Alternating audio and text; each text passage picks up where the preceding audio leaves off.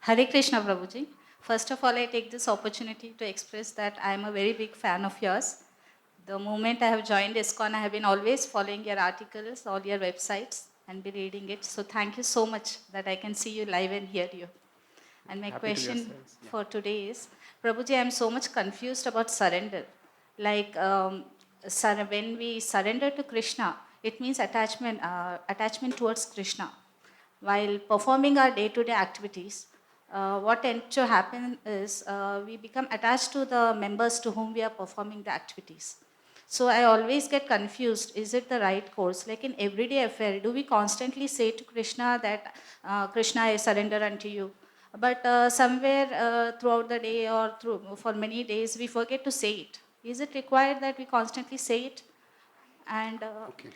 while getting attached, Prabhuji, like getting attached, then how do we perform our duties, everyday duties? Okay. Yeah. So, surrender to Krishna means becoming attached to Krishna. But while performing our various duties, we often become attached to our family members or those with whom we are doing those duties. So, how can we stay attached to Krishna? How can we surrender practically? Does it mean that repeatedly we just say, Krishna, I surrender to you? Yes, verbalizing our intentions, verbalizing our emotions can often help make them more concrete. It's what we are feeling inside. If you just speak it, utter it aloud, it often makes those feelings more concrete. At the very least, it reminds us this is what I should be doing.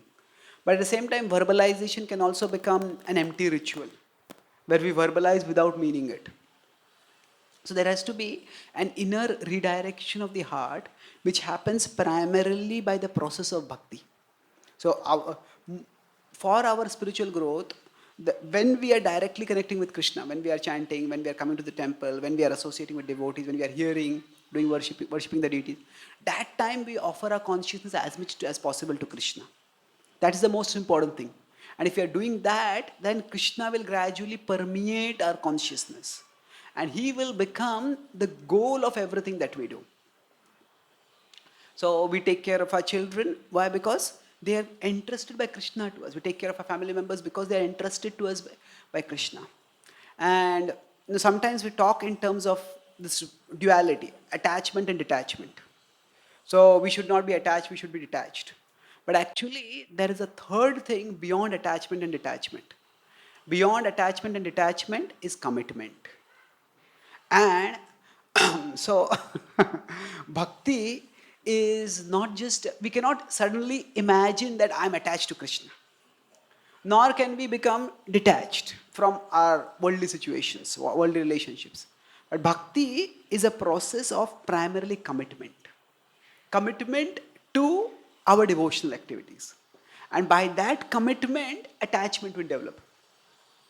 अथ चित्तं समाधातुं न शक्नोसि मयि स्थिरम् अभ्यास योगेन ततो मामिच्छाप्तुं Dhananjay. In 12.9 the Bhagavad Gita says, Abhyasa yoga. When we keep practicing bhakti in a committed way, by that our attraction, our attachment to Krishna will develop. So that commitment is the way to develop attachment to Krishna. And when we have a limited understanding of Krishna, we think that Krishna means, okay, Krishna is in the temple, Krishna is in, the manifest as the holy name, Krishna is manifest as the scripture. We think Krishna is present only there. But that is the Kanishta Adhikari level. The Madhyam Adhikari level is, we understand that my relationship with Krishna depends not only on how I relate with Krishna, it also depends on how I relate with devotees. It also depends on how I relate with innocent people. It also depends on how I relate with envious. So we see the presence of Krishna everywhere. And we see our connection with Krishna depends on how we deal with different kinds of people. So, our commitment to Krishna actually includes our commitment to our family members. It's not that our family relationships and our relationship with Krishna are competitors. It's not like that. Sometimes it may appear within the 24 hours of our day, should I do this or should I do that? So at that time it may appear as they're competitors. That is something which can happen for everyone. What to speak of then in the case of our material relationships and our relationship with Krishna. Even if you come to a temple, sometimes should I do what this devotee is telling me? Should I do what this devotee is telling me? So that is a functional situation.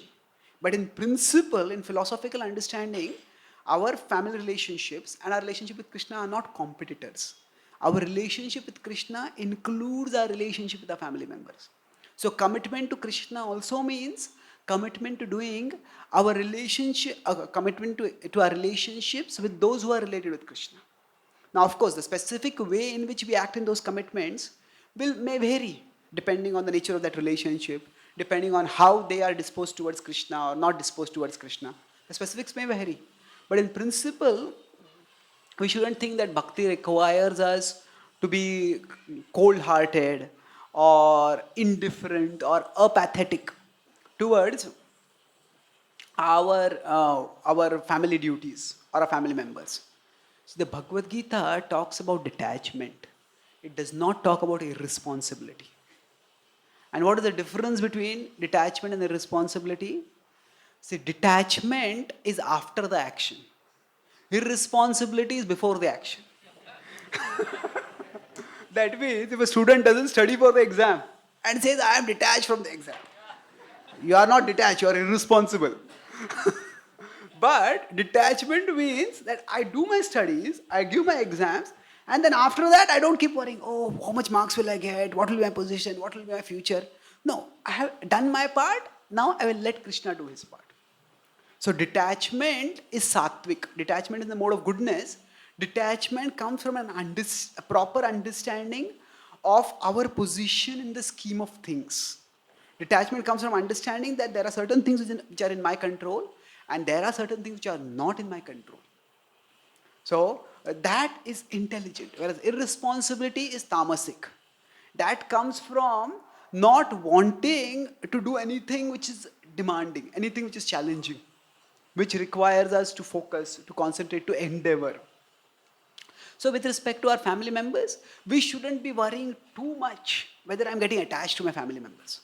Our focus should be on how can I best serve. Okay, how can I best act in this relationship in a way by which I can move closer to Krishna, I can help others move closer towards Krishna. And there is attachment, there is affection. Attachment is undesirable, but affection is not just desirable, it is essential. And that affection essentially means that we offer our love to Krishna and we offer our love to others. And in fact, when we are connected with Krishna properly, then we are not emotionally so dependent on others. Because by our practice of sadhana bhakti, we get fulfillment internally. We get a sense of security, we get a sense of satisfaction by our practice of bhakti. And then we don't depend so much emotionally on others.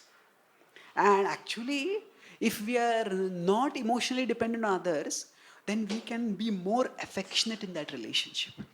We can be more responsible. We can actually bring more constructive and contribute into that relationship if we are not emotionally dependent.